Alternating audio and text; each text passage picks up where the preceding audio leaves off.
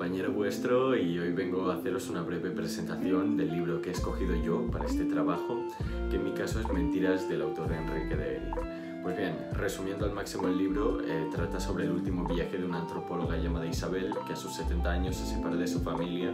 pues para realizar sus últimos estudios a forma de despedida de su profesión en Guatemala, en la selva de Petén. Y durante este viaje surge un malentendido y la dan por muerta, pero ella está viva, y nuestra protagonista, que se ha pasado toda la vida estudiando ritos mortuarios de toda clase de tribus y culturas, pues decide no desmentir este error y transformarlo en mentira, para experimentar de una forma muy vívida qué pasaría si ella estuviera muerta. Pues bueno, ya veis que solamente resumiendo el argumento, pues ya observamos cómo la profesión de Isabel y su insaciable curiosidad por la vida, la muerte y este contraste proceden de su contexto identitario y se ven reflejados en su texto identitario, que la llevan a tomar esta decisión que toma de no desmentir su muerte.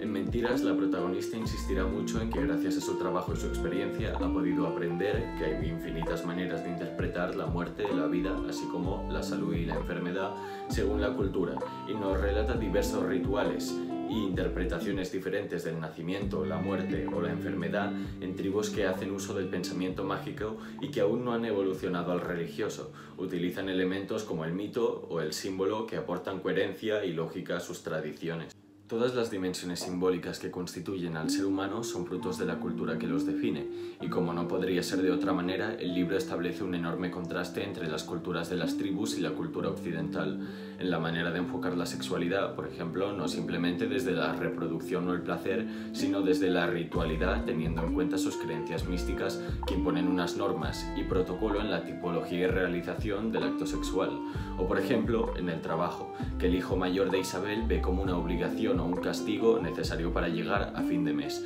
y ella, en cambio, lo interpreta como un ocio que le permite gozar y aprender, mientras que algunas tribus lo enfocan desde un punto de vista religioso, es decir, como los orígenes del trabajo visto desde los valores judeocristianos en Occidente, y en cambio otras simplemente trabajan para poder sobrevivir o aumentar su calidad de vida. Lo mismo pasa con la salud y la enfermedad, otra dimensión del humano que es simbólica y que la manera de interpretarlo también, y en el libro se ve reflejado, puesto que el marido de Isabel padece Alzheimer, y aunque Isabel cuida con mucho cariño a su marido, cuando decide viajar, hacer o realizar este último viaje en modo de despedida a su profesión, los hijos interpretan el cuidado del padre como una carga, como si ya no fuera su padre y ni siquiera fuera humano,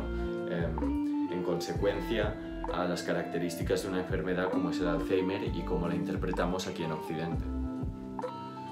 A medida que vamos leyendo el libro y la protagonista profundiza un poco en su pasado o en la manera que ha criado a los niños, pues a sus hijos obviamente, observamos también la importancia de la educación y la experiencia, pues aunque cada uno de los tres hijos de Isabel y su marido hayan crecido en la misma casa y en una familia de clase media alta, pues se distinguen por sus diferencias, intereses y peculiaridades. En este punto he notado que ciertas actitudes performativas en el lenguaje de los padres durante la infancia de los hijos condicionan mucho el relato identitario de cada uno, y de hecho la propia subjetividad del lenguaje les lleva en ocasiones a tener desencontronazos y malentendidos. Aquí observamos que entre los tres hijos no solo el lenguaje o los actos performativos de los padres han tenido consecuencias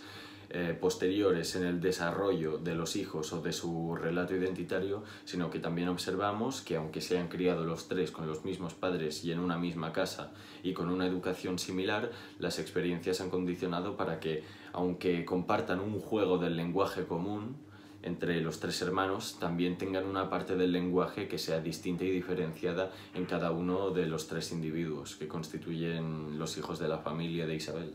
La novela también le daba, como he dicho, mucho peso a la educación, pues en cada uno de los tres hijos también vemos un reflejo de los gustos, opiniones y atributos de cada uno de los padres. Por ejemplo, el mayor Alberto es un chico muy disciplinado, muy autosuficiente, muy autónomo, y se ve el claro reflejo de Isabel. Pablo, el mediano, es artista, quiere ser músico, su padre era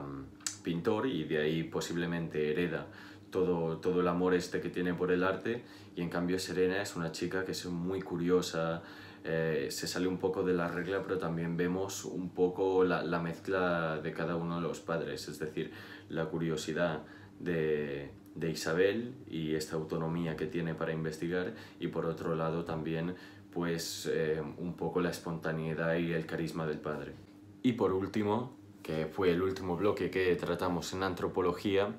que hablamos del arte, pues bueno, la novela en sí me ha demostrado que esa mixtura, esa mezcla de la realidad, la ficción y la simbología, pues presente en una obra de arte, aunque no sea real, puede llegar a conectar con nosotros en un nivel muy personal. Mi vida no tiene nada que ver con la novela, pero por ejemplo en cada página pues conseguía encontrar pues una parte de mí o de mi realidad. Y la verdad es que me ha gustado muchísimo, me la recomendó mi padre, es de sus novelas favoritas y creo que de las mías también, porque me ha resultado curioso cómo una novela de ficción puede llegar a conectar y explicarte tanto sobre ti mismo y sobre la realidad que te rodea, las personas que te rodean y el ser humano en sí. Dicho esto, os la recomiendo mucho, de verdad, y no sé, ahora iré a editar el vídeo, no sé cuánto habrá durado. Lo que sí que sé es que a ver cuándo se acaba la cuarentena, porque estoy blanco como un folio. Espero que no sea el único. Pero os recomiendo mucho la novela, la tengo aquí debajo, os la enseñaría, pero la estoy utilizando de trípode para el móvil, así que lo veo bastante difícil enseñarosla. Pero bueno, ya grabaré una toma por el principio del vídeo. Esto es relleno, la verdad. Lo siento, Julieta, si te estás tragando esto.